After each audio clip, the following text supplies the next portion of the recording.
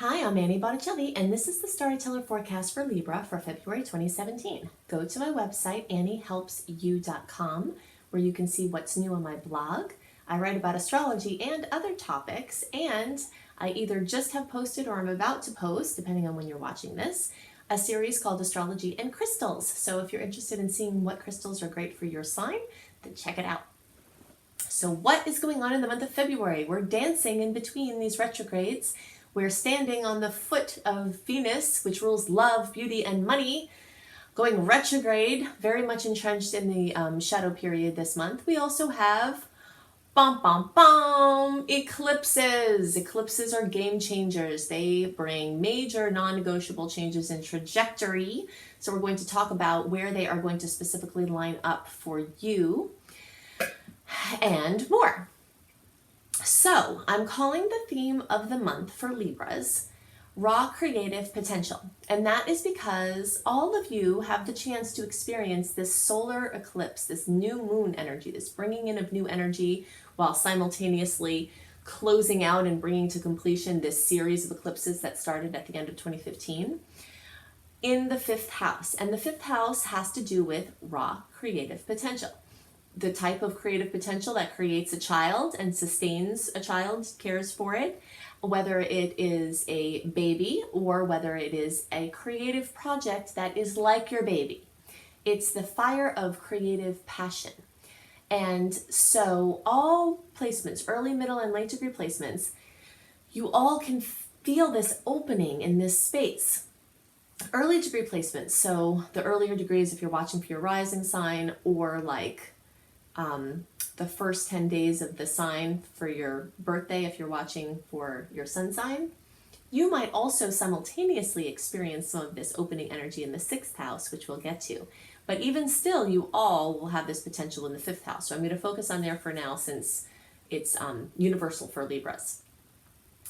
So solar eclipses open up major doors, major new portals. Every month that we have a new moon, there's something new that opens up in a different arena of life.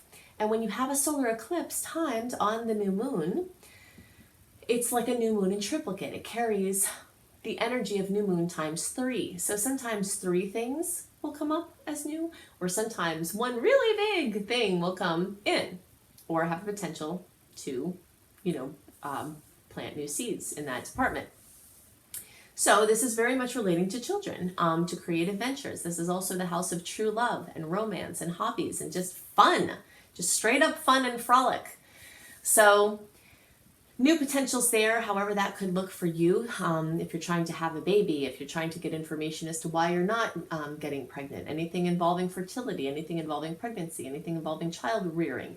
If you need a resource for something, an issue that your child is having, if you're trying to get inspiration or help with your creative project, getting it out into the world. Anything having to do with spending more time with your love or coaxing in your true love.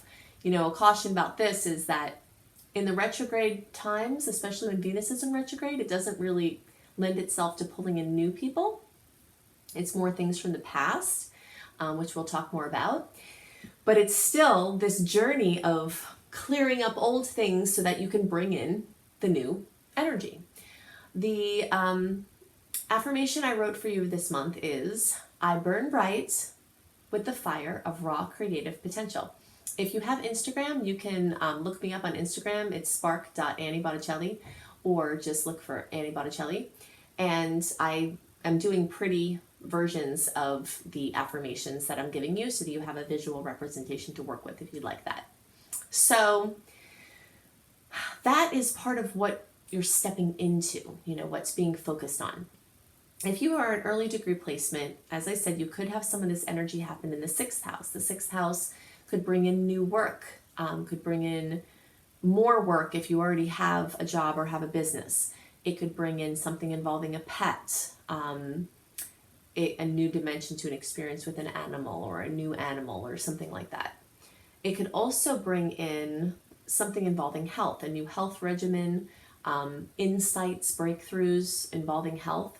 So many people have health issues, and these Pisces Virgo eclipses have really been working on this section of life because The 6th house rules Virgo. So since the beginning of 2015, and then Jupiter was also in Virgo in recent times, this emphasis on trying to figure out these enigmatic health issues have been very prominent. So there could be something that occurs there. I definitely urge you to keep looking and to diversify your efforts. You know, if you're seeing a mainstream doctor, maybe open up to some alternative practitioners as well. If you're seeing alternative practitioners, maybe you need some medical diagnostics. Just kind of broadening your scope of finding answers for your picture.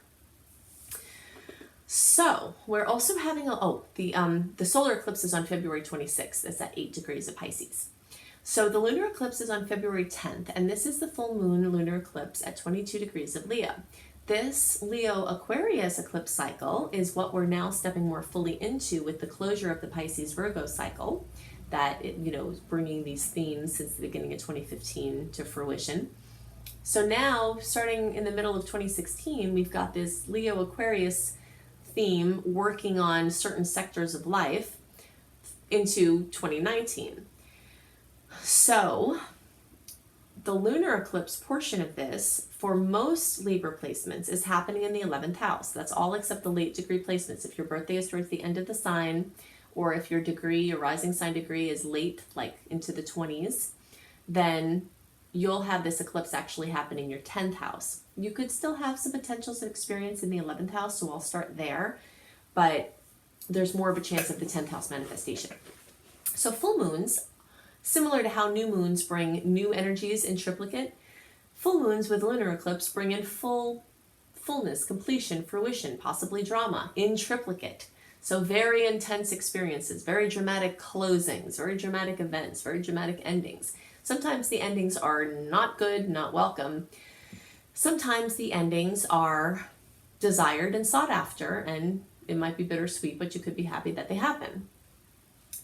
Very common when there is a lunar eclipse occurring in the 11th house that something involving a friend is going on. If your friend has been sick, if your friend has something going on, if you've had something going on with a relationship, you could have something dramatic brewing there. This is also the house of social media, the internet, technology, inventions. So anything having to do with social media, internet-based projects or businesses could be part of what is closing or a cycle ending. Sometimes eclipses will bring the end of a dimension of experience, but not necessarily the end of the project or the business or whatever it is. So let's say you're in a beta phase of your business launch, then this eclipse cycle could bring the end of the beta, and in the coming months after February, preferably like at the end of May into June when the stars are more clear for launches, you could then move into your next phase. So the ending of one of those phases is not necessarily a bad thing. It's just part of the journey. Eclipses often have a 4 to 6 month plus manifestation period. So you could have an eclipse happen in February, and it might take some months for the full story, the integration to occur. So you can look out for that timeline as well. For those later degree placements, this fullness, completion, fruition, drama, happy tears, happy recognition could come in the area of work. Work, your place in the world, bosses, your leadership role, even something having to do with father. Sometimes when a full moon happens in the sector of father figure or father, they could need some attention at that time, or they could be brought up into the forefront of your mind at that time. It could be something positive, like you haven't seen them and they come and visit, or it could be something challenging, like they have something going on. So just kind of keep them in your mind and be proactive if that feels appropriate for your situation. So these are some things that are specific to Libra. So I want to talk more about being the spider, the theme of the eclipse times, sort of having your web woven and then not doing too much else than sitting and waiting for things to come to you and responding as they do. That's one of the eclipse's mantras. And then I'll go into more details about how you manage the eclipses and how Venus retrograde plays into this, because it will definitely be involved. I'm calling the general theme of this month for all signs the tiptoe water test. When you go to the beach or somewhere where there's water, and rather than just jumping right into the water, you stick your toe in, just the tip of your toe, to see what the water temperature is. And unless you're in a very warm climate, usually the water is kind of cold, right? And so maybe you have to put your feet in and then get up to your knees. It makes me think of when I was little. I grew up in New York City, and my cousin, who was like a sister to me more than my cousin, and she was a little bit older than me, and she would taunt me, and she'd say, "Stop being such a sissy, just jump in the water." And you know, if you've ever gone swimming in the Atlantic Ocean, it's very cold. So I would put my toe in and say, "Oh gosh, I don't want to go in," you know, and then it would take me time to get used to it. And then she would jump right in. And I'm not saying that in general there's one way of being better than the other. But when we're talking about astrological rhythms at play, this is very poignant because there is a time to jump right in. And there's a time to do the tiptoe water test and go in and get used to it with your ankles, and then slowly go in and get used to it with your knees, you know, etc. And that's the time that we're working with in February, because even though we technically don't have any planets, personal planets, meaning the ones closest to us, like Mercury, Venus, Mars, are usually the ones we talk about being retrograde, the personal planets, we don't have any of that happening technically in February. But we just got past Mercury retrograde and its shadow period, and we've started Venus retrograde shadow period. Venus goes retrograde from March 4th through April 15th. Venus retrograde happens around every year and a half. I definitely recommend you listen to my Venus retrograde video, because Venus rules love, beauty, and money. So everything about relationships and finances and business decisions and artistic journeys, and beauty decisions, all are housed under this Venus retrograde energy, even in February, because the shadow period has started.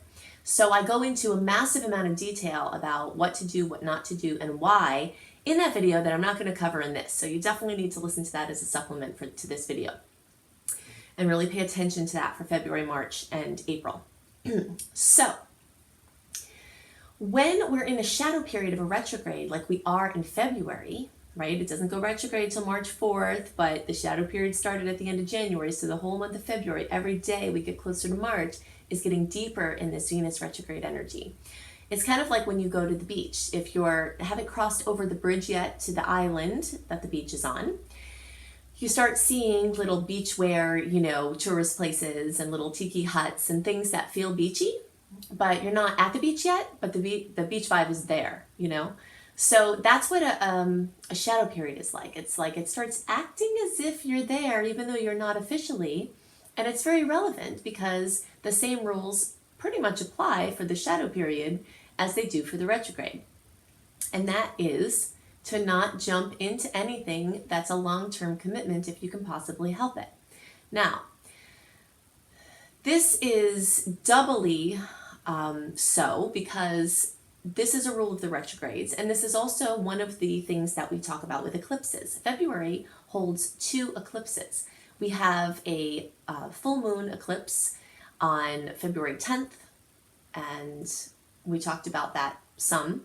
That's the lunar eclipse at 22 degrees of Leo. And we've got that solar eclipse on February 26th, that's at 8 degrees of Pisces.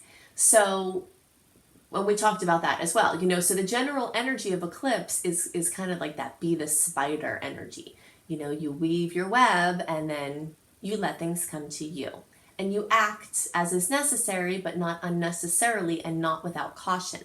So that's the story of the energy of February is, you know, you want to tiptoe in, you want to get used to the water, you want to try things on. It's a wonderful time for going back over things. So anything that starts with the word or the prefix RE, you know, redoing, resting, couples therapy is something that's amazing for retrogrades. Going back to romantic places that you've been with your partner before, bringing the magic back, spending more time with your partner, anything that you're kind of returning back to within your relationship. And it doesn't have to only be a challenging thing. Sometimes Venus retrograde can bring up arguments and problems. If there are weak links in your relationship or your money space, they're going to show up because that's the That's the job of the retrograde.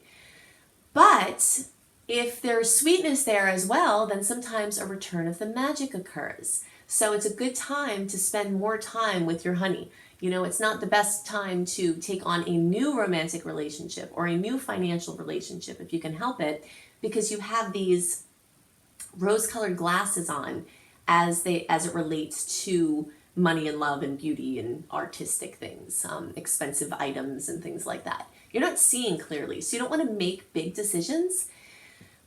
But trying things on, experimenting, making small decisions, being cautious is great. Learning and education is wonderful. Trying on something for a new profession, getting some information or education that might prepare you to do something in the future. All of that is fine for the retrogrades. We just want to keep our commitments to between 4 and 6 months, if possible. Also the same goes for a move. If you have to move or you're trying to do something different, when you move someplace, go into temporary lodging. Don't get there and then buy a house. You're not seeing clearly is the whole point. And when Venus goes direct, you'll look at everything totally differently. So you want to make sure there's wiggle room with the arrangements you've made, so that when you see things differently, you're not locked into too much that you then can't shift. See, that's part of the point. So it's an artist's wonderland. Retrogrades are wonderful for doing art. And they can even be great for selling art, especially when you're going back to people or doing things before that you've done for promoting it. Backing up files is one of the single most important things you can do during any retrograde. So many people are going to have their important things lost during retrograde. So if you want to spend the time doing this proactively, I always make these, do these videos early so that you can get prepared for the time. As soon as you're hearing this, it would be good for you to be backing up files and backing up anything and seeing to security and just kind of getting everything, all your ducks in a row that way. Some sweet energies that will be present, and you can see more about why I'm calling these sweet energies, what planets are at play, etc. when you sign up for my free email newsletter. So if you go to anniehelpsyou.com and you sign up for my free email newsletter, I do a write-up a month early, a written version of the energies ahead with more details about what goes on the certain days that make certain days bring sweetness, and then the challenging days. So the sweet energies are on the 9th, 10th, 11th, 13th, 14th, 16th, 20th, 21st, 23rd, and 26th. Okay, so 9, 10, 11, 13, 14, 16, 20, 21, 23, 26. Now also remember, when I give you these dates, that we can experience transits before or after the actual day they occur. So it's like the days around these days, you can feel the energies that are true to the transits occurring on those days. Before I give you the challenging days, I also want to remind you, if you have already signed up for my free email newsletter and you're not receiving my monthly reports, there is some sort of glitch in many email services that put group emails into your social or promotions folder. So I send these things out like clockwork, like around a month early. Every month I always have, and I will continue to do this. So if you're not getting them, it's possible that they're going either to spam, to your social or promotions or events folders, and you're not even aware of it. So look in those folders and do a search for Annie Botticelli, and you should find some there, very likely. And then you move them into your inbox to let your Gmail or whatever it is, Gmail is infamous for this, know that you want those things into your inbox. Okay, so I've had this happen quite a bit. Okay, so the challenging days are the 2nd, the 5th, 10th, 22nd, 26th, and 27th. 2nd, 5th, 10th, 22nd, 26th, 27th. You might notice that some of these dates are ones I listed for the nice transits, and that is true because there are some challenging aspects that are happening at the same time as there are sweet aspects. So you might get, a mixed bag there. So the themes for the month: tiptoe water test, avoid the deep plunge, try things on, do things short term. You can make decisions as they relate to moving some things along, but not big launches, not big new things, not investing tons of money unless you have it to spare. Definitely check out my Venus retrograde video so you can understand more. The fact that Venus is in Aries through the month is going to make people want to be rambunctious and impulsive, and that's adding to this energy where you're going to want to do something, and it may or may not be the best thing to do. So be the spider. Let things come to you and leave wiggle room with how you activate those potentials. Definitely go to my website, anniehelpsyou.com, see my offerings. I teach an astrology apprenticeship program, a course on creating successful online business if you want to be free of your geography and work online. I also have a new coach certification course that includes my online business course if you'd like to be a coach as your profession. I always have new things on my blog. So check it all out at anniehelpsyou.com, and I will see you next month. Bye.